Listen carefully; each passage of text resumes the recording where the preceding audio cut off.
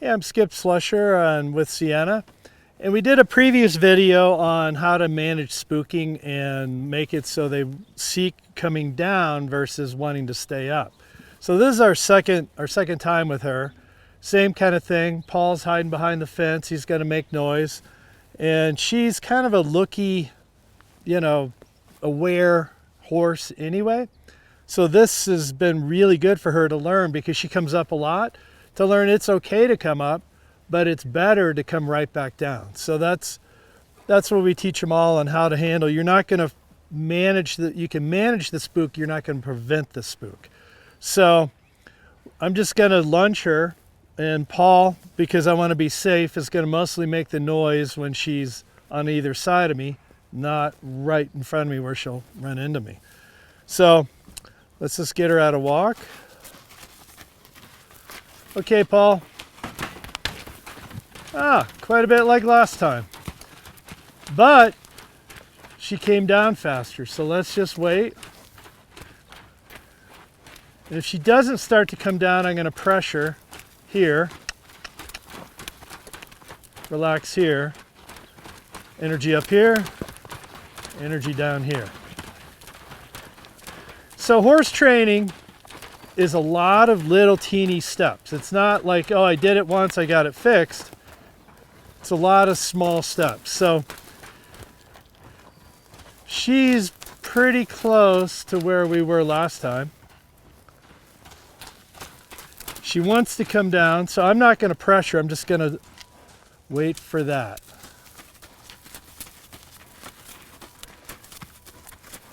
And I want her to look at me as a safe place. I don't want her to run over me, but I want her to be looking to me for some leadership on this. And there she had a little lick and a chew. Things are going on, so she's definitely up. So we'll do it again. Okay, Paul. Way better, way better, way better. So I'm not going to pressure at all on this one because she's already looking to come down, and if you could see, she came into me for some reassurance. That's really good. That means she's saying, you're the leader, are we okay? I'm just checking in. Okay, let's try again. Okay. Things are going much quicker than they did the first video. So she is picking up on this, that down is better. So she ran the first bit. That was a lot of work, and now she's going, well,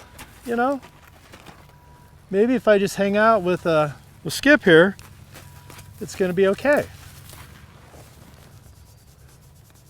Let her look. Now we're going to just go the other way so she see it out of the other eye. Okay, Paul. New eye.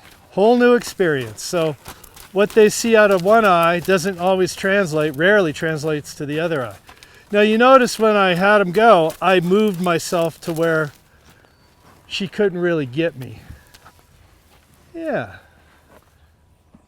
Look how quick. Down, lick and a chew. So she's learning she does not want to stay up and fight that. She'd rather be down and get a little pat, little rub. This is much better.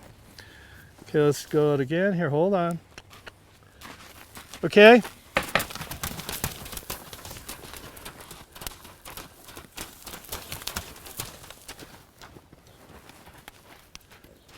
And she's definitely lucky. This one's a little bigger, so I'm going to start to... She doesn't... Well, there you go. I said I was going to push a little, and she heard that, so she decided to come down and relax a little bit. So I'm going to wait for a sign that she has come down, because what we're trying to teach is not just run away from the spook, but I've got you. We want her to learn down's better. Being with me is better. And this is sort of a herd instinct thing where she doesn't want to be by herself. She's like, you're the leader of the herd. I want your safety. I want your protection. Okay, again. I'd say this way is definitely worse. Third try, go the other direction, she had already really come down. Go again.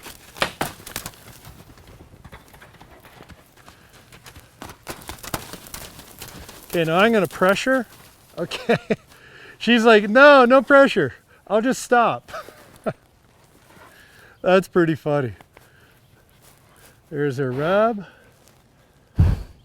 There's some big breasts. We'll have to keep working on this side. This is her rougher spot. Okay.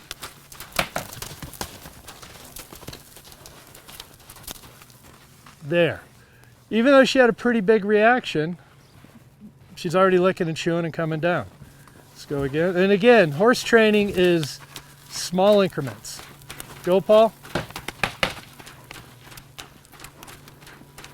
And all of this, these are improvements. All of this is now getting better, little by little. I mean, it's not great. She's not like ignoring it, but she is coming down. Okay, go.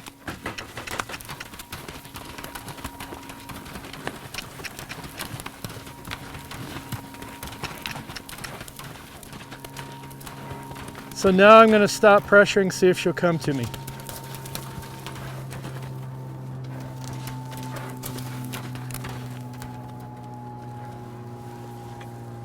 There. So that one, she worked pretty hard.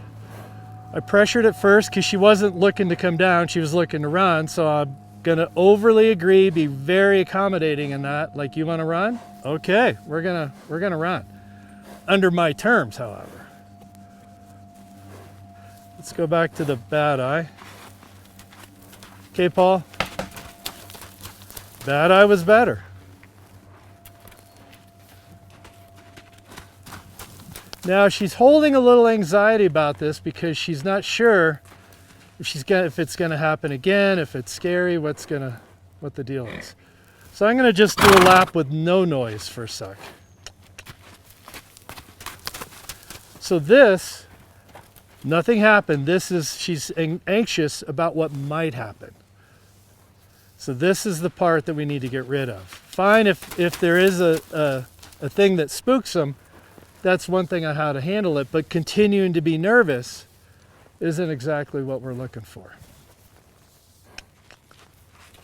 So I'm going to let her just decide.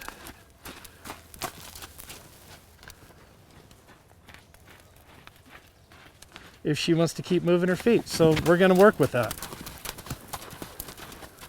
We're going to drive her, and we're going to relax. Drive her, and we're going to relax.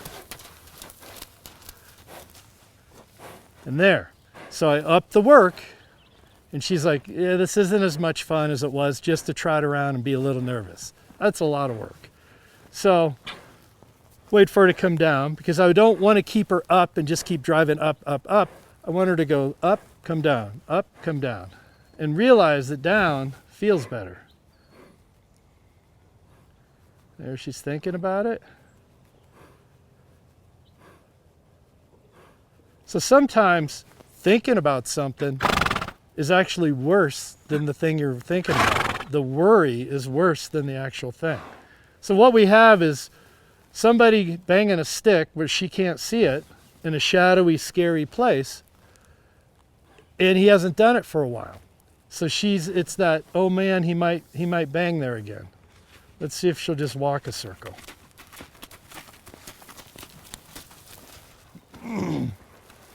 Come on.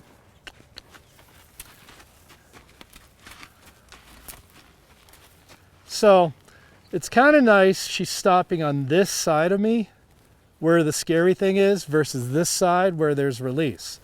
So she's starting to do the math and decide that over there is work. You're okay. Over here is not so much work. So let's send her the other way and see if she'll just walk a lap.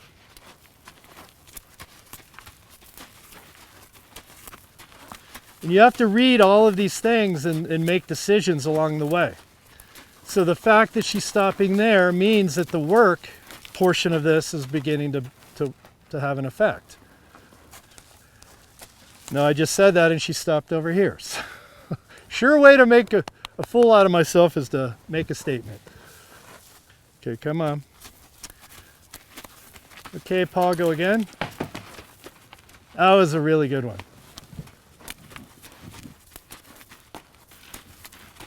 Again. Love it.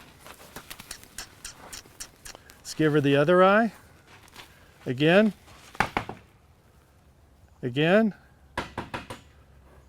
Okay. That is really good.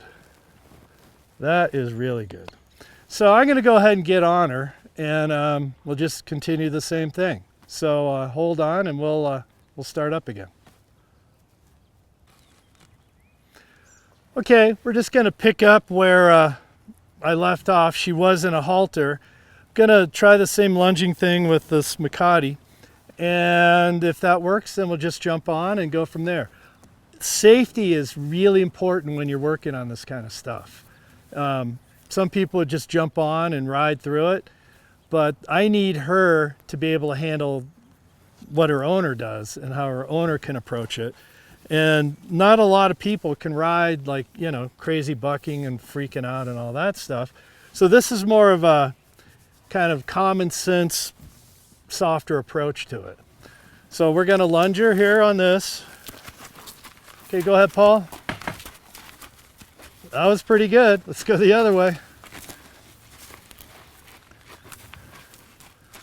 And yes, I realize this is on the far side. Go ahead, Paul. Okay. Now those were two huge reactions. So I'm going to just jump on, and we'll show you how you handle this from the saddle. All right. So nothing changes from the way I did this from the ground. I want to make sure that I have some softness in her face, that I have some control here. Because if she does start to go, I'll more than likely one rein stop her and just pull her head around till her feet quit moving, and then I'll release. So that's an important thing, is again, have your tools ready ahead of time. So I just refreshed that thought in her head. And let's see what we get here. Okay, Paul. You gotta love it. So that means that everything we just did on the ground is stuck in her head.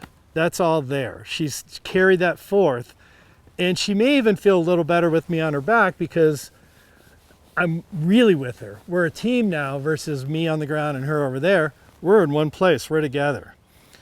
So let's try the other way.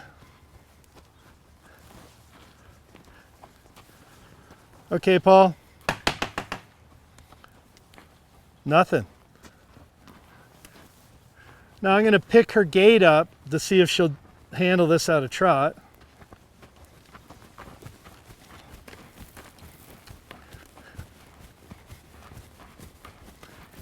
Okay, Paul. No problem there.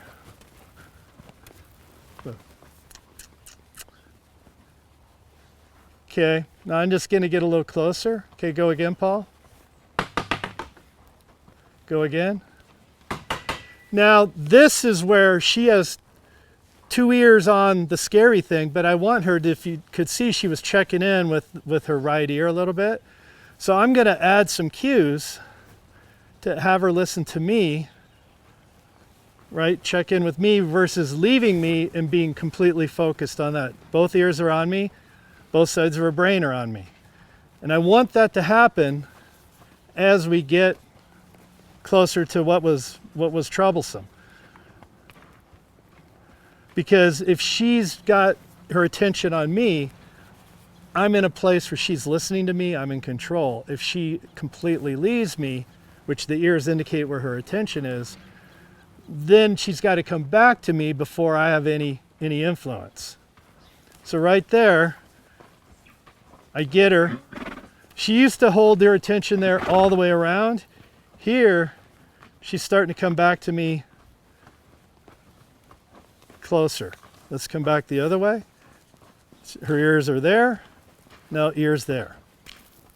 So I want her, go ahead, Paul. That got her attention, but the quicker I can get her ear back, the better. Okay, go again. And the way I get her ear back is I ask her things. I ask her with my leg, I ask her with my seat, I ask her with my hands. And she needs to tune into all of those elements versus just my hands or whatever. So I want her attention. Go ahead, Paul. She hung with me much longer that time. Do it again. And there, she immediately, second tap, came back to me to check in. Like, are we okay? It seems okay. I'm just double checking. So that's a great thing. You want them tuned to you when all the time, but especially when trouble hits. So there she's with me. She left again. There she's with me. Okay, go ahead, Paul. And she never left me. My back was to you. I hope you could see. Her ear did not leave. We'll do it this way. She's on me. Okay, Paul? Go ahead. Left ear still on me. Left ear still on me. Do it again. Good. Okay, so that time, she hung with me the whole time. She did not leave. She's not that worried. She's like, oh, this is really working out. You're running the show. I don't have to take control of everything and save us. You got it. And that's what you want. You want to be the leader that's trusted for their safety and your safety. So that's the second phase to how to handle a spook. So if you like this, subscribe.